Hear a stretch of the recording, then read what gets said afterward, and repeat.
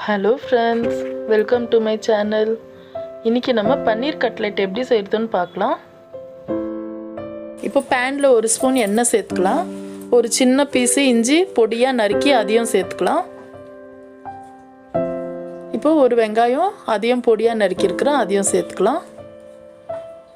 ஒரு capsicum, அரை cup பச்சை பட்டாணி,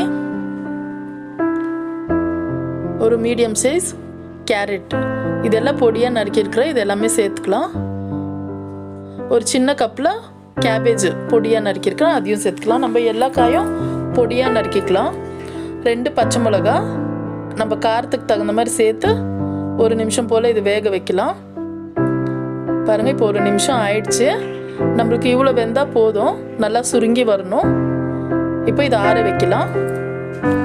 இப்போ நான் 200 கிராம் பன்னீர் எடுத்துர்க்கறேன். ஒரு மீடியம் சைஸ் உருளைக்கிழங்க வேவிச்சு நல்லா ஸ்மாஷ் பண்ணிருக்கேன். garam masala ஒரு அரை டீஸ்பூன் சேர்த்துக்கலாம். ஆம்ச்சூர் பவுடர் ஒரு அரை டீஸ்பூன், மைதா மாவு ஒரு டீஸ்பூன், நம்ம ஆற வச்ச காய் இதெல்லாம் சேர்த்துக்கலாம்.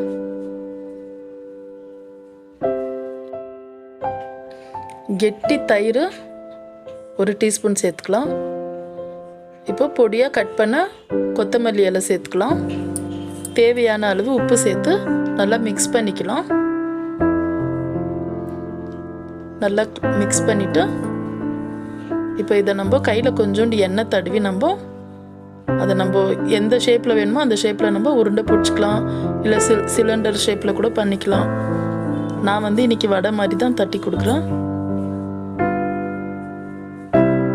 இப்போ நம்ம எல்லாம் இதில் இப்படி தட்டி வச்சுக்கலாம்.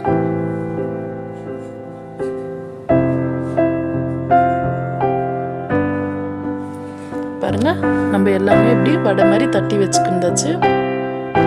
இப்போ நான் வீட்டிலே பிரெட் கிரம்ஸ் ரெடி பண்ணி வச்சிருக்கிறேன். வீட்டில் உள்ள பிரெட்லேயே இப்போ ஒரு டீஸ்பூன் கார்ன்ஃப்ளவர் மாவு நம்ம தண்ணி போட்டு மிக்ஸ் பண்ணி வச்சுக்கலாம் லிக்விட் மாதிரி. பாருங்க இப்படி. இப்போ நம்ம கட்லெட்டை கார்ன்ஃப்ளவர் மாவில் டிப் பண்ணி நம்ம பிரெட் கிரம்ஸில் டிப் பண்ணி வைக்கலாம்.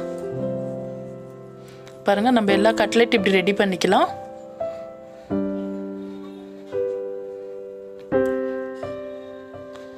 மேலே கொஞ்சம் அப்படி ப்ரெஸ் பண்ணி விடுங்க. இப்போ நம்ம கட்லெட் எல்லாம் ரெடி ஆயிடுச்சு. நம்ம இப்போ ஃப்ரை பண்ண போகிறோம். இப்போ வாங்க ஃப்ரை பண்ணிக்கலாம். இப்போ எண்ணெய் சூடாக இருக்குது.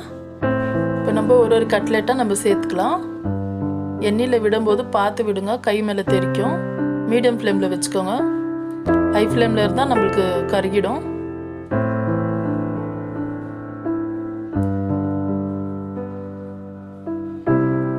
இப்போ லேசாக நம்ம திருப்பிக்கலாம். பாருங்க ஒரு பக்கம் நம்மளுக்கு நல்லா வந்திருக்கு. இப்போ நம்மளுக்கு ஃப்ரை ஆயிடுச்சு. கட்லெட் எடுத்துடலாம். ஒரு டிஷ்யூ வச்சு எடுத்துக்கோங்க. இப்போ நம்ம பன்னீர் கட்லெட் நல்லா வந்திருக்கு பாருங்க. அவ்வளோதான் ஃப்ரெண்ட்ஸ். இந்த வீடியோ உங்களுக்கு பிடிச்சிருந்தா லைக் பண்ணுங்க, ஷேர் பண்ணுங்க, மறக்காம சப்ஸ்கிரைப் பண்ணுங்க. தேங்க்யூ.